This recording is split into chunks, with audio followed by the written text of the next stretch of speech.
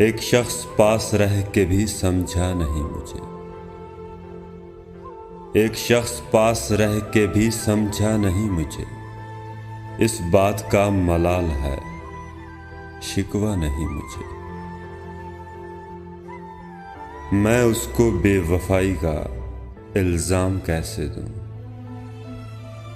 उसने तो इब्तदा से ही चाहा नहीं मुझे।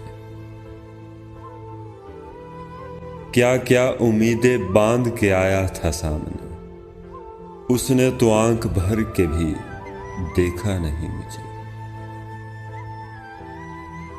कब ठहरना था मुझको हसन आज उसके पास, कब ठहरना था मुझको हसन आज उसके पास।